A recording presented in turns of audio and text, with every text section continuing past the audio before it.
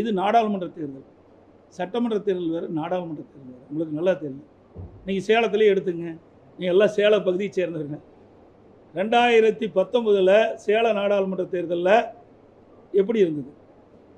இப்போ நடைபெற்று முடிந்த 2024 சட்டமன்ற தேர்தல், நாடாளுமன்ற தேர்தல் எப்படி இருந்ததுன்னு உங்களுக்கு நல்லா தெரியும்.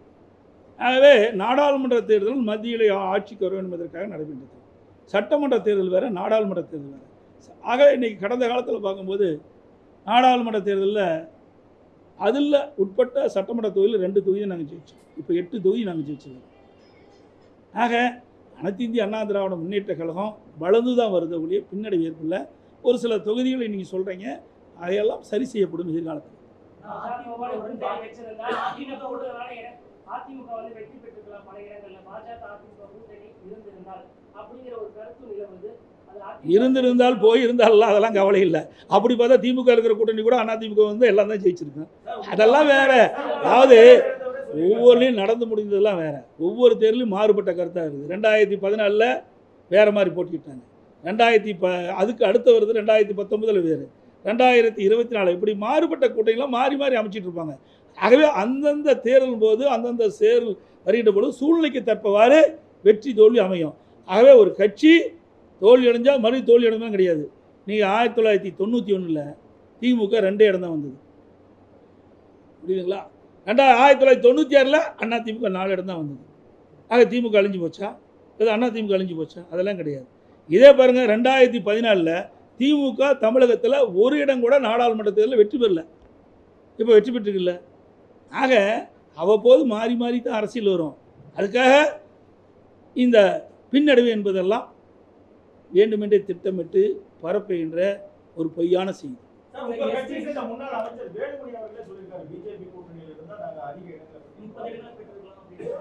இந்த கருத்து தான் சொல்லியிருக்காரு. பார், பத்திரிகையில் தினத்தந்தி பத்திரிகையில் வந்திருக்குது. 6-6 அதிமுக பாஜக இணைந்து போட்டியிருந்தால் 14 இது மாதிரி கருத்து தான் அவர் சொல்லியிருக்காரு. வேறு எந்த கருத்தும் சொல்லலை. இந்த பத்திரிகையில் வந்த செய்தியில் ஊடகத்தில் கேட்குறீங்க, அது சொல்லியிருக்கிறாங்க. அது உங்களுக்கு விறுவிறுப்பான செய்தி வேணும், பத்திரிகையிலையும் ஊடகத்திலையும் திரிச்சு போடுறீங்க. அதுதான் இந்த பத்திரிகை வந்துருக்கு பாருங்கள். ஆக இதையெல்லாம் வந்து வச்சுக்கிட்டு தேவையில்லாத ஒரு கருத்தை வெளியிடுவது பொருத்தமாக இருக்குது.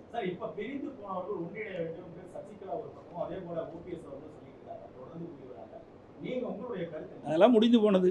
இனிமேல் அதை பேசி என்ன பிரயோஜனம்?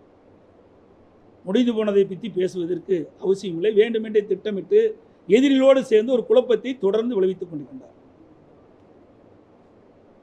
ஆகவே நீங்கள் ஊடகம் நம்ம பத்திரிக்கை என்னென்னலாம் பேசுகிறீங்க? 3ஆ போச்சு, 4ஆ போச்சு, 2ஆ போச்சு, ஓட்டு விசைனா 1% அதிகமாக இருக்குது. அவெல்லாம் பிரிஞ்சு போங்காட்டி தான் 1% கூடுதலாக வந்திருக்குது. சார் இது சார் போன தடவை 2019 என்னாச்சு சொல்லுங்கள்? அப்போ மட்டும் நாடாளுமன்ற, அப்போ அதுக்கு பின்னாடி வந்து சட்டமன்ற தேர்தல் என்னாச்சு? அதை நீங்கள் கேட்க மாட்டேங்கிறீங்களே. இது சட்டமன்ற தேர்தல் வேறு, நாடாளுமன்ற தேர்தல் வேறு. மக்கள் பிரித்து பார்த்தா ஓட்டு போடுறாங்க. நீங்கள் 2019 கூட இடைத்தேர்தல் இருந்தது, நல்லா புரிஞ்சு. நிலக்கோட்டையில் அண்ணா திமுக 26 ஓட்டில் ஜெயிக்கிறார். அங்கே திமுக வேட்பாளர் போகணும், தோக்குது. நாடாளுமன்றத்தில் 40,000 ஓட்டு கூடுதலாக வாங்குறாரு. ஆக மக்கள், தமிழ்நாட்டு மக்கள் விழிப்புணர்வு உள்ளவர்கள். எந்த சமயத்தில் எப்படி வாக்களோ அப்படி வாக்களிப்பார்கள். 2026 சட்டமன்ற தேர்தலில் அனைத்து இந்திய அண்ணா திராவிட முன்னேற்ற கழக தலைமையில் அமைக்கப்பட்ட கூட்டணி பெரும்பான்மையான இடங்களில் வெற்றி பெற்று அதிமுக ஆட்சி அமைக்கும் என்பதை திடமாக சொன்னார். எந்த கருத்து நீங்கள் தான் திரிச்சு போடுறீங்களே. கிடைச்சா போதும், ஏதாவது ஒரு வார்த்தை சொன்னதை உடனே கேட்குறாரு அறிவியல். அதிமுக அண்ணா யார் வேணாலும் சொல்லுவார், அவருக்கு எங்களுக்கு என்ன சம்மந்தம்? வேண்டுமென்று திட்டமிட்டு குழப்பது. போனதற்கு நூறு சொன்னார் பாருங்க, யார், ஒரு ஹவுசிங் மினிஸ்டர், சரி என்ன ரகுபதி, ரகுபதி பேசுகிறார், சொங்காட்டை என்னங்கண்ணா, அவருக்கும் அதிமுக என்ன சம்மந்தம்? வேண்டுமென்று திட்டமிட்டு ஒரு குழப்பத்தை வர வைக்கிறது. ஏதாவது அதிமுக பற்றி ஊடகத்திலையும் பத்திரிகையிலையும் செய்தி வரணும், அதை எடுத்து போடுறாங்க. ரகுபதியெல்லாம் அதிமுக பேசுறது அருகதை கிடையாது. ஏன்னா அதிமுக வேட்டி மாற்றி கட்டிட்டு போனவர். அதிமுக அவருக்கு அடையாளம் காட்டப்பட்ட கட்சி அதிமுக கட்சி. அனைத்து இந்திய அண்ணா திராவிட முன்னேற்ற கழகத்துடைய தொண்டர்கள், நிர்வாகிகள், தலைமை அவர்களுக்கு ஒரு வாய்ப்பை கொடுத்தது. அமைச்சராக்குனாங்க, அடையாளத்தை காட்டினாங்க. அந்த அடையாளத்தை வச்சு தான் திமுகவுக்கு போய் எங்களை பற்றி பேசுவதற்கு அருகதை கிடையாது. இப்படித்தான் பல தலைவர்கள் வேண்டுமென்றே திட்டமிட்டு பேசிகிட்டு இருக்கிறாங்க. இன்றைக்கு கூட இன்றைக்கி நீங்கள் கேட்டதுனால சொல்கிறேன், இல்லை மற்ற கட்சியெல்லாம் தலையிடுறதில்ல. இன்றைக்கி அதிகமான வாக்கு வாங்கியிருக்கிறாங்கிறாங்க. என்ன அங்கே கோவையில் கிடையாது.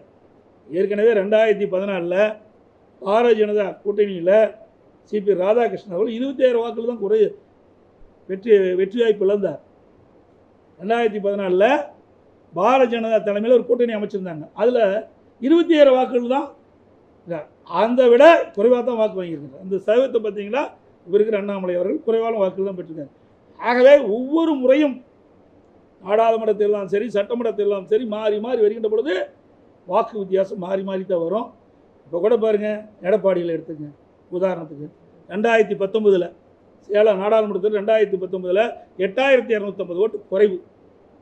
அப்போது அதிமுக, பாட்டாளி மக்கள் கட்சி, பாரதிய ஜனதா, தேமுதிக இந்த எல்லா கட்சியிலும் இடம்பெற்றிருக்கும் போதே 8250 ஓட்டுகள் கம்மி. சட்டமன்றம் வந்தது, சட்டமன்றத்தில் பாரதிய ஜனதா கட்சி கிடையாது, தேமுதிக இல்லை, 94 வாக்குகளை நான் பெற்றேன். 2024 நாடாளுமன்ற தேர்தல் இப்போ நடக்குது. இதில் அதிமுக, தேமுதிக தான் இருந்தது.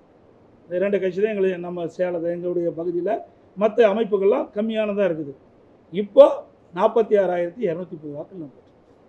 ஆக சூழ்நிலைக்கு தக்கவாறு மக்கள் வாக்களிக்கிறது இயல்பு. இதை வச்சுக்கிட்டு வெற்றி தோல்வியெல்லாம் நிர்ணயிக்க முடியாது. மீண்டும் சொல்கிறேன், 2026 சட்டமன்ற போட்டி எழும்போது அனைத்து இந்திய அண்ணா திராவிட முன்னேற்ற கழக தலைமையில் அமைக்கப்பட்ட கூட்டணி ஆட்சி பிடிக்கும். அதிமுக தனி பெரும்பான்மையோடு தமிழகத்தில் ஆட்சி அமைக்கும். இது திண்ணம்.